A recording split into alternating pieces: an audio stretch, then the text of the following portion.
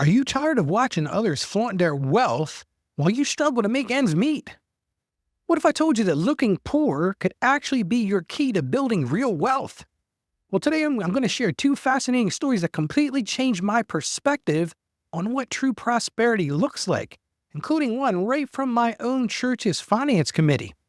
Stay with me to discover how living below your means can lead to extraordinary financial abundance and the ability to serve others in ways you may never have imagined.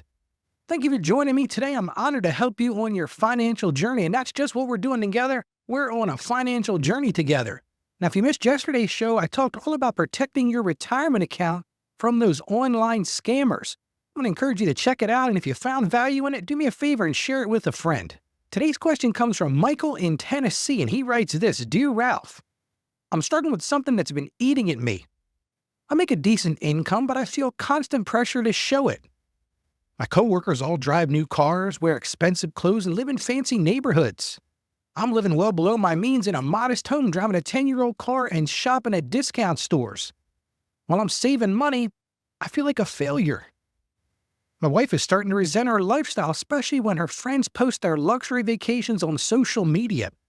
Am I doing something wrong by living so frugally? Well, Michael, I want to just honor you for asking a very honest question. And the truth is, we all feel this societal pressure. It's what I call those social media snapshots or that social media highlight reel. It has us all trying to keep up with this perception. What are those perceptions the reality? And listen, I'd love to answer questions just like yours today, so join me each Tuesday night at 7 p.m. Eastern Time for the Ask Ralph Show Live. And the best part is I'm going to give a $100 Amazon gift card every week to those of you who join the live show. You join that by going to AskRalphPodcast.com/live. Again, that's AskRalphPodcast.com/live. And you can bring your questions there and join our community. You know, Michael, your struggle reminds me of a great Bible verse that perfectly addresses this situation. It comes from the book of Matthew, chapter 6, verse 33, and we read it says this: But seek first his kingdom and his righteousness, and all these things will be given unto you as well. Well, that certainly makes it clear, doesn't it? Well, today I'm going to share two really powerful stories that really shape my understanding of wealth and stewardship. Let me start with the first one. I'll tell you about Harold. Now, I'm not using Harold's real name, so I just want to make sure we're keeping things secure. You know what I mean? I don't like to use people's real names. But I met Harold a few years back. My family was attending a different church, and Harold was actually a member of the finance committee. He was that guy you see shuffling into church on Sunday with those worn suits. Certainly wasn't a flashy guy. As I recall, he carried a tattered Bible, looked like he had it from the Stone Age. I think he's been carrying it for decades. In the parking lot, Harold drove a very old car. And you'd always know when he was there because that car was loud. I don't know if the muffler fell off 20 years ago or what. I guess he had to have been hard of hearing because everybody else heard it. But that sound never seemed to faze him. Now, from outward appearances, you would think he's not very wealthy. You would think he's just getting by or even below the poverty level, to be honest. But here's what everybody didn't know. Harold was a multi-millionaire. And that's just the truth. Through years of disciplined frugality, Harold had wise stewardship and he had built up a massive investment portfolio.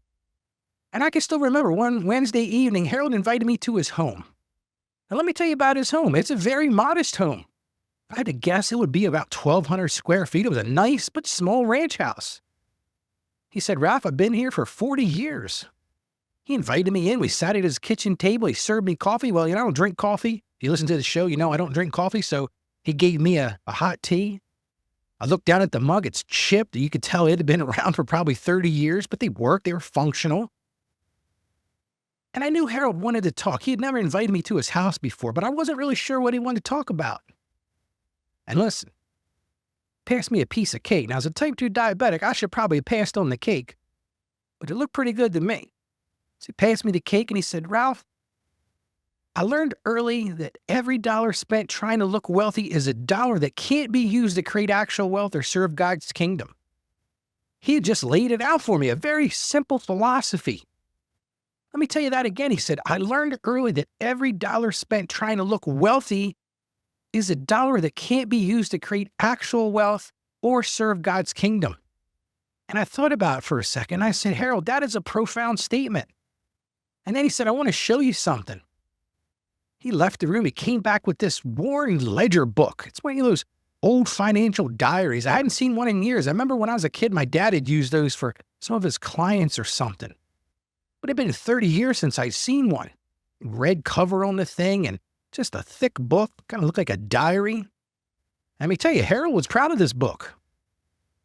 And the next thing he shared was truly amazing. What he said to me, he said, Ralph, I've learned to live on just 30% of my income for decades.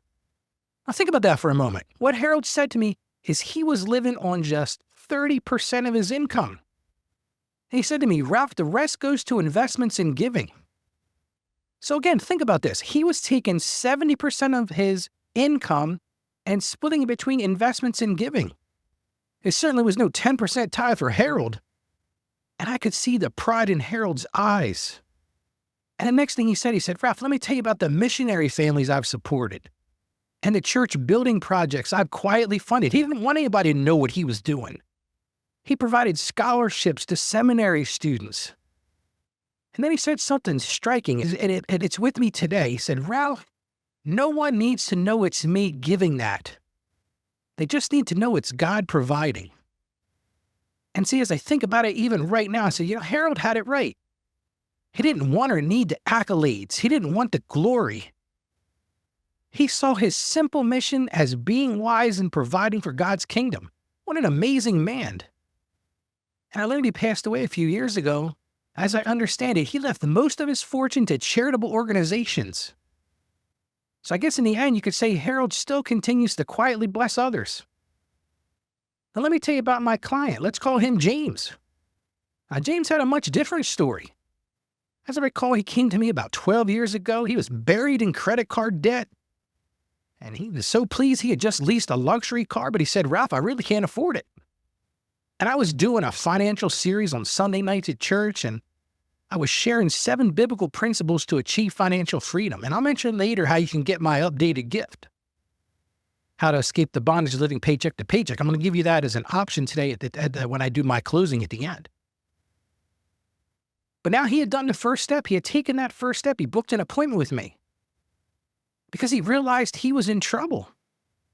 So you might be asking, Ralph, what did you do? And I'm going to tell you, that's a great question. And the first thing I did with James is I stressed one of my core principles with him. And that was intentionally choosing to live below your means. And it's not rocket science. This is not complicated stuff. It's really quite simple. You got to make a conscious decision to spend less than what you're earning.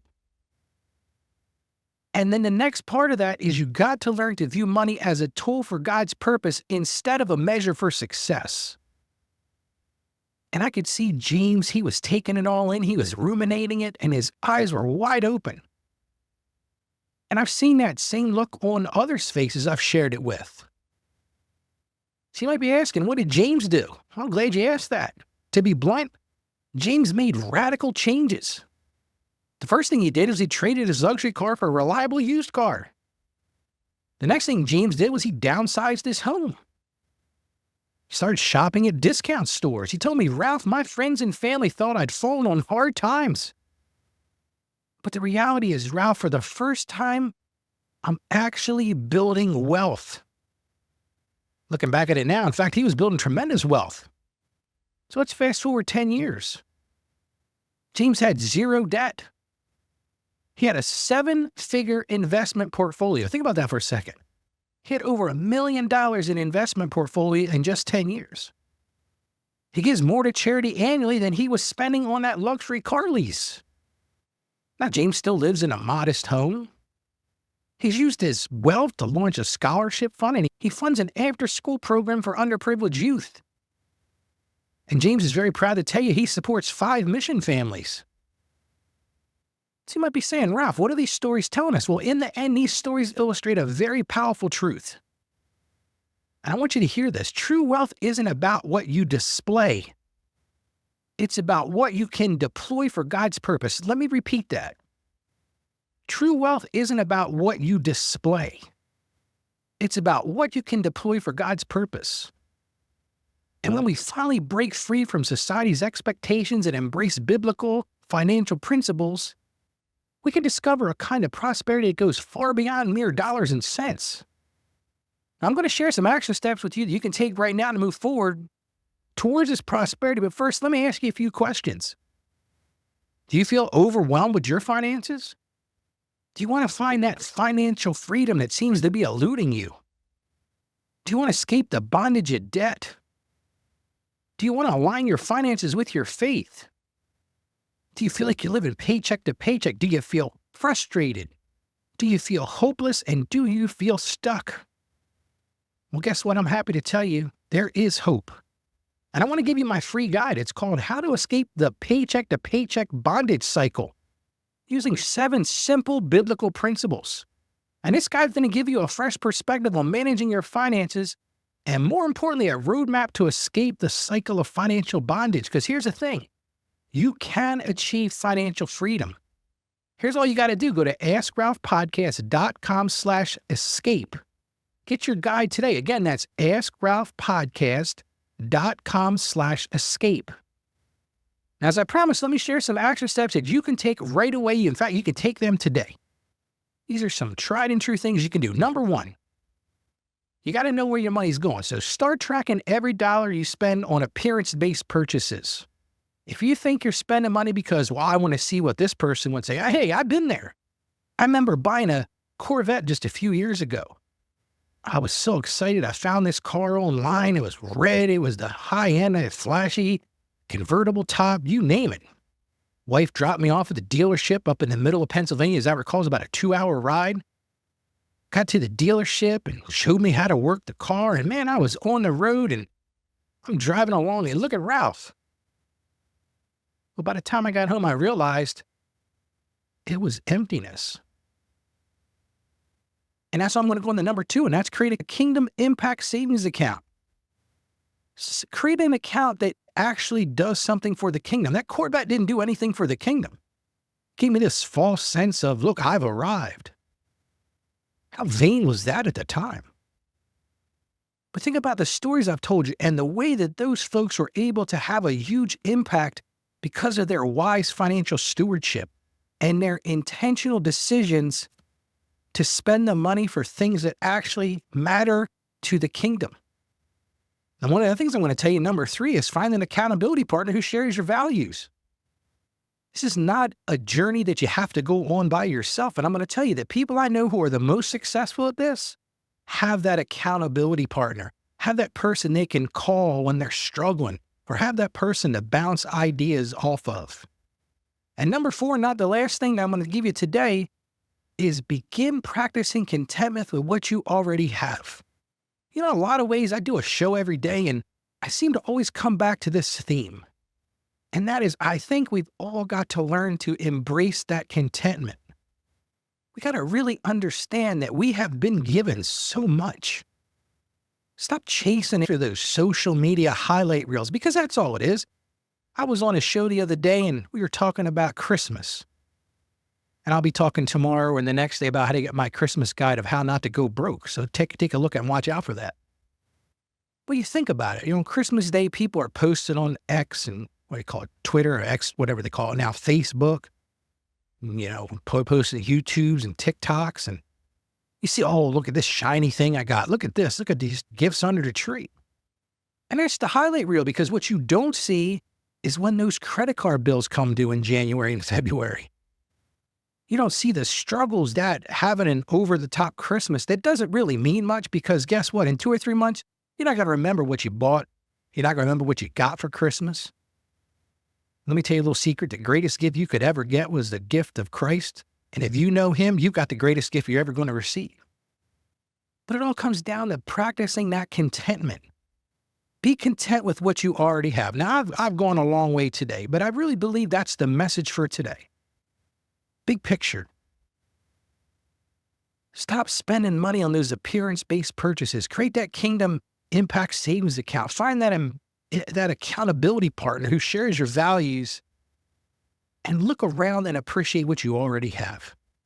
Now, tomorrow I'm going to tackle another important topic for small business owners. I get this question a lot in the practice, And that's understanding what an EIN, or what they call an employer identification number, is and why you might need one. A lot of people don't realize it until it's down the road some that, man, I wish I had got that set up at the beginning. So that'll be on tomorrow's show. I want to encourage you to listen to it. And remember, my passion is to help you achieve financial success. Everything we talk about on the show, every time I turn on this microphone, I turn on this camera, I plan these episodes out, is all about helping you to achieve financial success. I want to see you break free from that financial bondage. I want to see you live out your dreams, whatever those look like. And everybody's dreams are different. And I want to see you grow in your faith, because I know together we can master your finances from that Christian perspective. So as always in this show, I'm going to encourage you to stay financially savvy, and may God bless you abundantly. Thank you for joining us on the Ask Ralph podcast. And with a simple click to subscribe, we'll invite you back to our next episode. And remember, financial issues don't have to be complicated. Just ask Ralph. The information contained in this episode of Ask Ralph is based on data available as of the date of its release. Saggio Accounting Plus and Ask Ralph Media, Inc. is under no obligation to update this content if changes occur. Applying this information to your specific situation requires careful consideration of all facts and circumstances, and any information provided is not to be considered as financial, tax, or legal advice. Please consult your tax advisor or attorney before acting on any material covered.